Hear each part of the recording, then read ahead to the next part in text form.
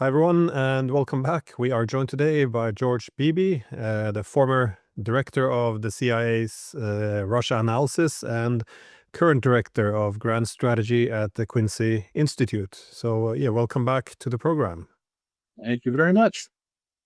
So, you wrote or published a book in 2019 with the title The Russia Trap: How Our Shadow War with Russia Could Spiral into Nuclear Catastrophe. And well, I guess the shadow war with Russia has led us to the spiraling toward nuclear catastrophe, but the US-Russia diplomatic efforts now seems to offer some glimmer of hope. That is um, the possibility of putting an end to the Ukraine war, which is, I guess, at the epicenter of the wider conflict between the West and Russia. But to this end, how do you actually assess the diplomatic developments taking place? Because Trump first met Putin, then Trump met with Zelensky and the Europeans.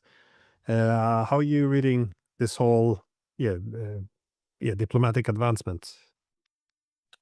Well, I think we're starting to see serious efforts to engage on the substantive issues that will have to be addressed to produce a peace deal.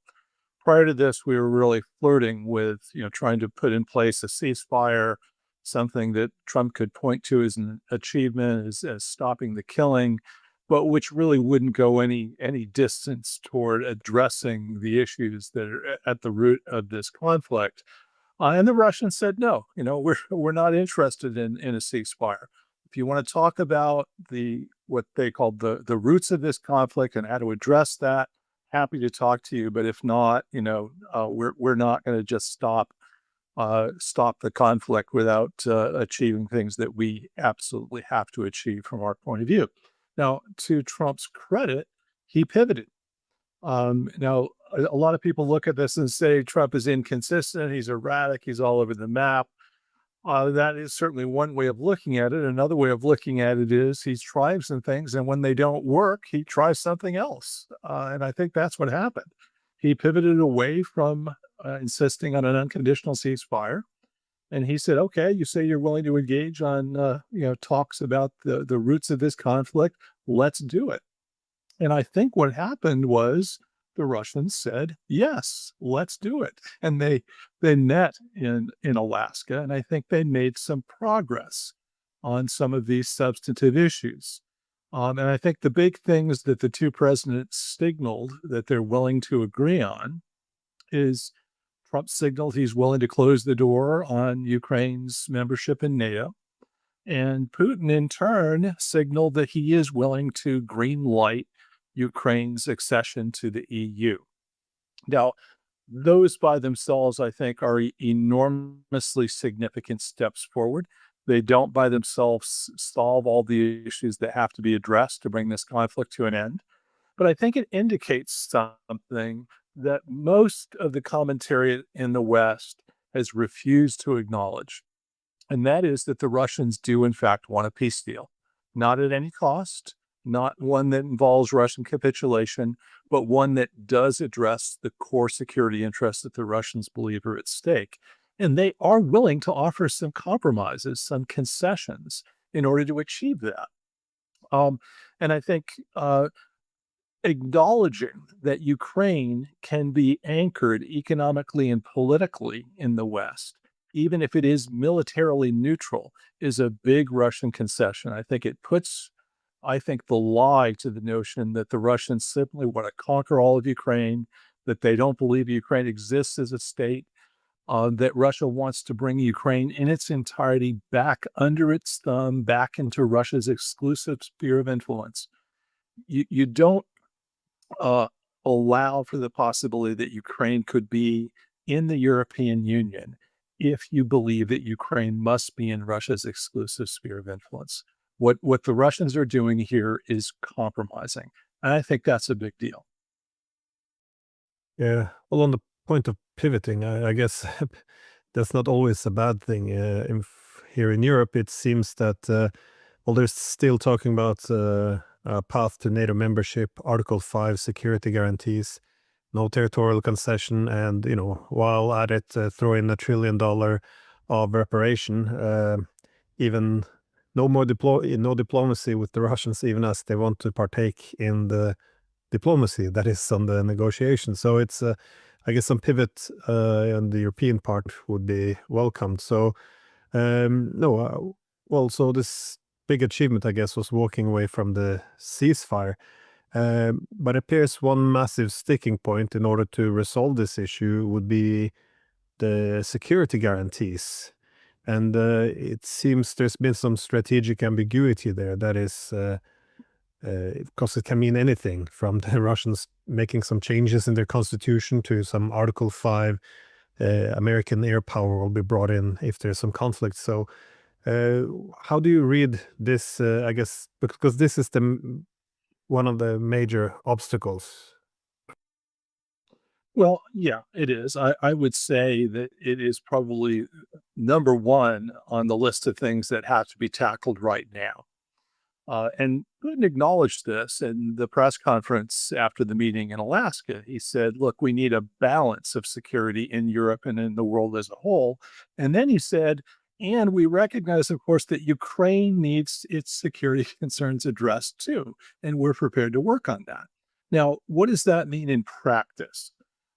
It's not going to be an easy thing to produce an agreement that, on the one hand, makes Russia feel secure. And part of the reason for invading Ukraine in the first place, from Russia's perspective, was that Russia felt the prospect of Ukrainian membership in NATO or its hosting of Western military forces on its territory posed a security threat to Russia. So they want that threat addressed as part of an end to this conflict. But the Ukrainians want, unsurprisingly, insurance that the Russians simply aren't going to use a peace deal as a respite to build up their forces, regroup, and reinvade. So they would like the equivalent of Article 5 guarantees that the West will have their back should that happen. And they would like to have some kind of what they're calling a reassurance force, basically European military personnel on the ground in Ukraine that can respond should the Russians invade, almost a tripwire force of some kind. Now, the problem with this, although I certainly understand why the Ukrainians would want those sorts of assurances, is that directly affects Russia's perceived security interests. So I think what we're going to have to do is find something that makes the Russians feel secure enough and makes the Ukrainians feel secure enough. Now, what does that look like? I think it certainly will not involve Article 5 type guarantees from the United States or for the Europeans for that matter. The Europeans can't afford to offer an Article 5 style guarantee to Ukraine if the United States won't back them up on that. And I don't think we will. And I don't think we should, because that, I think, is a formula for an escalatory spiral into direct conflict with Russia. And I also don't think that the Russians will tolerate any kind of European fighting force on the ground in Ukraine. They've said that quite explicitly, not just in the MFA statement that was issued on Monday, but for many, many years. This is a long-standing Russian position. But I think what can be done is a combination of things that will help give the Ukrainians confidence that they won't be left alone should Russia reinvade. So part of this is building up the capacity, the industrial capacity in Europe and in the United States to sustain a conflict with Russia should fighting break out again. Right now, we're not in a position to do that. We have drained our stockpiles of these weapons, but the Russians are vastly outproducing Europe, the United States, and Ukraine combined when it comes to some key weapon systems and ammunition systems in this conflict. So one of the things that I think would be a deterrent for Russia would be evidence that the West, and Europe in particular, is rebuilding a military industrial capacity that could sustain Ukraine in the event of a new invasion. Another thing I think is the right to get weapons aid, training, weapons systems, maintenance, that sort of thing from the West is something that has to be a part of this deal. And I think that's something that the Russians going to have to compromise on. Now, what kinds of limitations will the Russians want to put on that assistance? They're going to want to distinguish, I think, between defensive weapon systems and what you might call offensive strike systems. Now, one man's defensive system, could be another man's offensive system. There aren't very clear distinctions that can be made easily on this. But my guess is that over time, negotiators might be able to zero in on what's out of bounds and what's in bounds. I think, Tomahawk cruise missiles, for example, clearly would be something that the Russians would oppose. My guess is that the United States and Europe would also agree we're not going to provide those to Ukraine. But where exactly the negotiators come down, I think, is going to take a little bit of time and effort. I think the Russians are also going to want to address this question of trainers or maintenance personnel of the West on Ukrainian territory. Hard for them to rule that out altogether, but they're going to want some insurance, I think, that those military units do not have a fire force or any kind of a mandate to engage in actual combat. Again, that won't be an easy thing to work out as part of an agreement, but I do think that's going to be something that negotiators will have to wrestle with in all of this. The other thing that's going to be interesting is what kind of membership might the Russians be uncomfortable with the European Union. Not all EU members have the same military and security relationship with the European Union. Ireland and Austria stand out as members that are not involved in the military security aspects of the EU. My guess is that the Russians will want some assurances that Ukraine will be in that same category.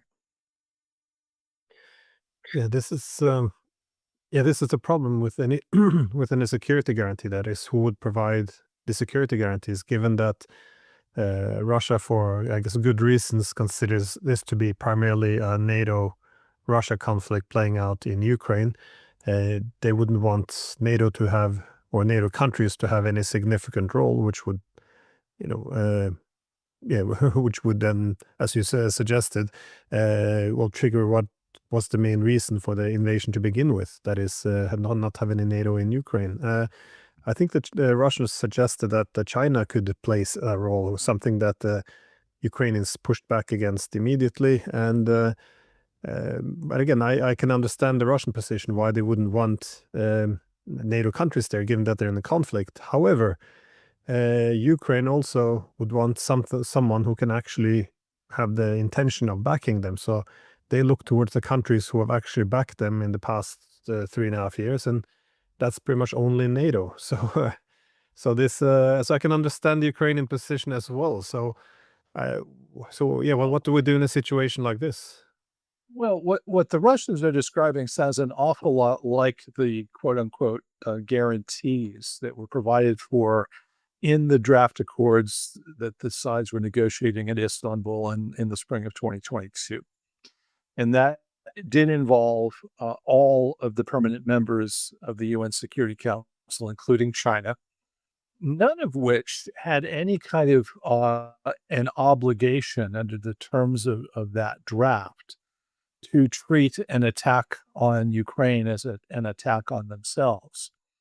In other words, this is not an Article 5 style guarantee, but they all pledged to ensure that the peace accord would be upheld, would be implemented. And having China as a part of that is not a bad thing, in my opinion, from the point of view of the Ukrainians. Um, Although, China, I think, does not want to see Russia lose this war, they have mixed feelings about it. On the one hand, the notion that a state can invade another state and carve off a chunk of its territory and annex it and claim it for its own, that evokes some very painful historical memories for China itself.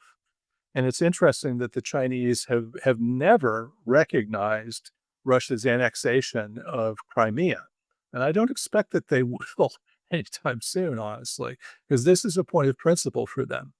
And on the other hand, they want to be perceived in Europe primarily as part of the solution in Ukraine, not simply as an enabler of Russia's invasion of its brutality, but a country that is trying to establish order and uphold peace there. Now, I think they have a very pragmatic reason for wanting that kind of image in Europe.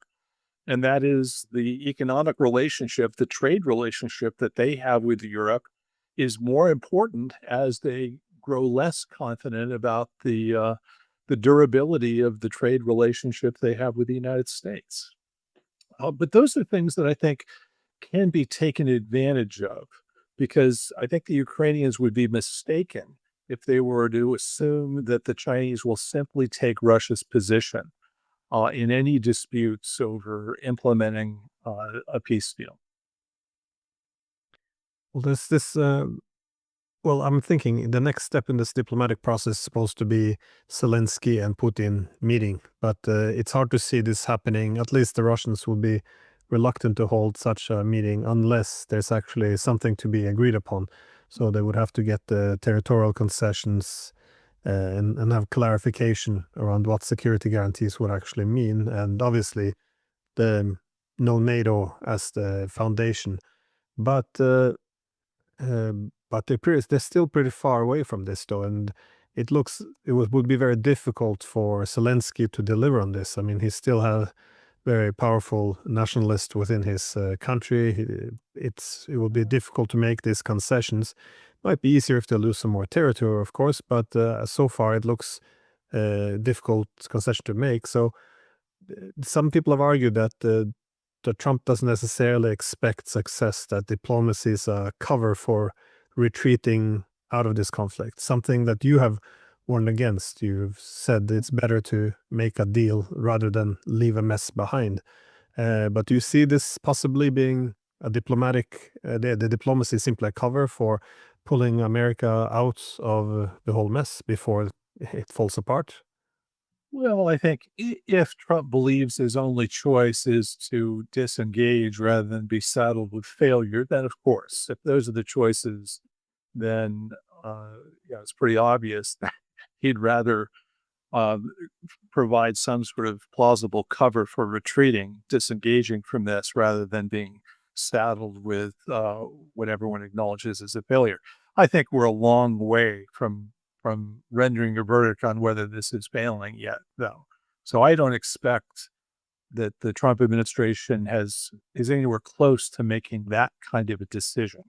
And I don't think that what they're really trying to do here is to cover what ultimately is going to be a disengagement. We have real reasons for wanting a deal, a genuine compromise here, and they're largely strategic reasons. They have to do with our ability to contend with the rise of Chinese power, what kind of balance we're able to strike in an emerging multipolar world in which Europe and Russia ought to be poles if we have a chance of striking any kind of a reasonable balance. None of that's going to be very likely if we don't bring this war to a compromise end, one that allows Europe to heal and prosper, rather than suffer from what will otherwise be a permanent bleeding wound in the heart of Europe. So that I think the Trump administration understands this. They do actually want a deal. Now, is the deal imminent? Are we about to see Putin sit down with Zelensky and find a reasonable way forward? I don't think so. I think the Russian approach to this is what I would call a traditional diplomatic approach. There will be a time for a summit meeting at some point after the work has been put in to prepare for that meeting so that the heads of state can seal the deal.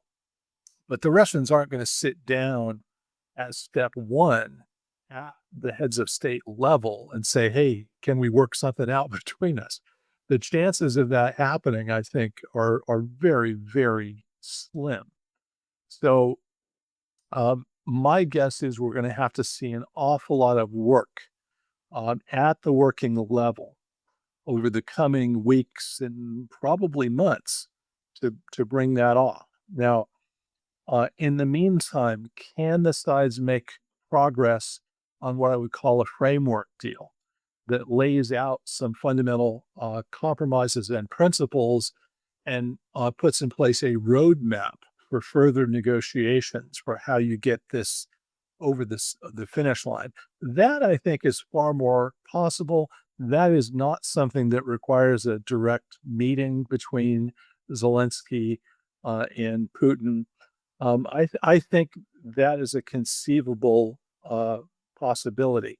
It won't, I don't believe, definitively settle the question of what those security guarantees look like. It can probably lay out some principles that will guide the negotiators as they try to get very specific about what all this means.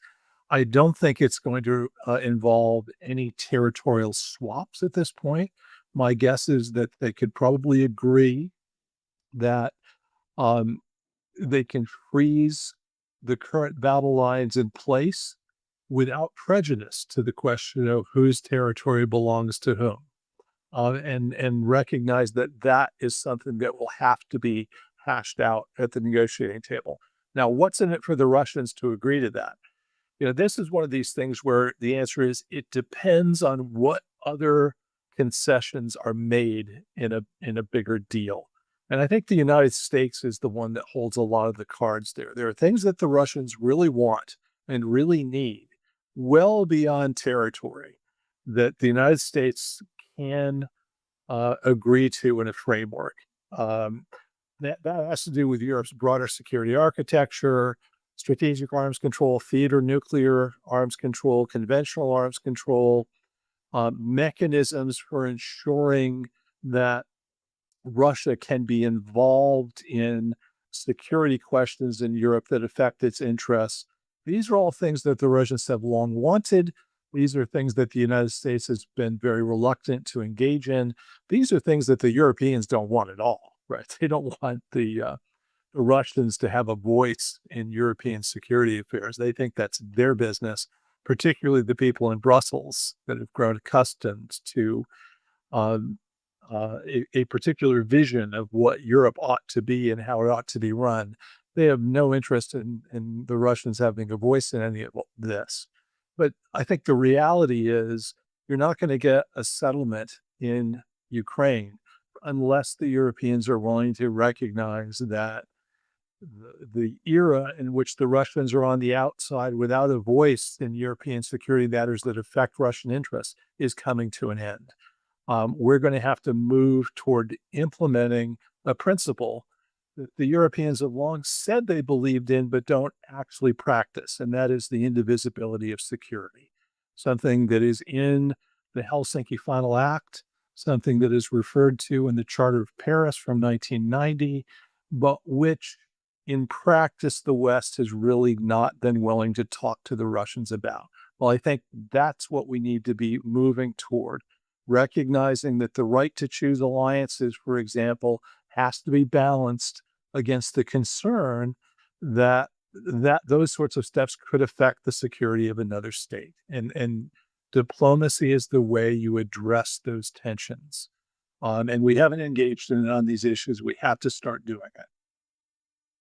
It was also in the 1994 establishment of the OSCE, the principle of indivisible security, that one side shouldn't enhance their security at the expense of the other side. But this is going to become the slogan, though. The Russia does not have a veto. This has been the slogan since the 90s. We say, what is Europe Europe is the EU and NATO. Russia's not member, so they don't have a veto. So we end up in this very awkward situation where the largest country now in Europe in terms of territory, population, military, and economics, in terms of purchasing power parity, and suddenly they're the only country who shouldn't have a seat at the table in Europe. It doesn't take a genius to understand where the tensions come from, though. Oh, well, that's right. That's right. And I think the reality is this.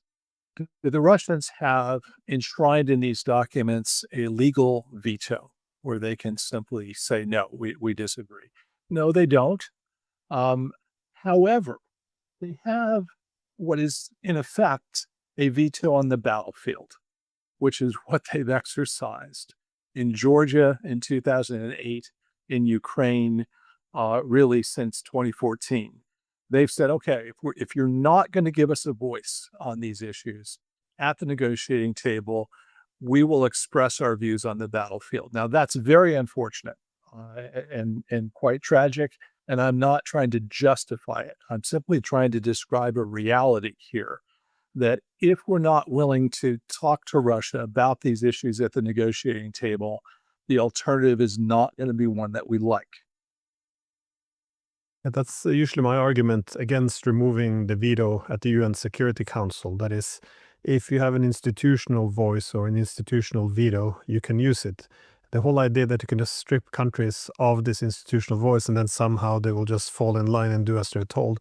No, without that institutional voice, they will fall back on the military veto. So I always thought if we get rid of the veto in the UN Security Council, no way the Americans, the Russians, the Chinese, they would actually just fall in line if they're outvoted. No, they would go to military force. And I think that's why the UN lasted so long, because they do have privileges which reflects this distribution of power. Um, but yeah, my last question though is, given again you're former CI director of the CIA's Russian analysis. If you would now be advising the Trump administration in terms of what they might be able to get concessions on from the Russians, and what are the red lines? What would you tell them? I mean, where really have the Russians draw a red line where they simply won't make concessions, where they rather just go for military victory to make sure they don't have to make a compromise? Well, I think two red lines are already very clear. One is no NATO membership for Ukraine, and the other is no NATO member forces on Ukrainian territory. I think the Russians have been as explicit as they can be that those are things that they will go to war to prevent if we are not willing to make those core elements of deal. Now, they do have concerns beyond that, things that they want addressed, but I'm not sure any of those other issues fall into the category of red lines, things that they have no flexibility on whatsoever. Even on territory, I think that is probably the thorniest of the other issues that are out there beyond those security matters.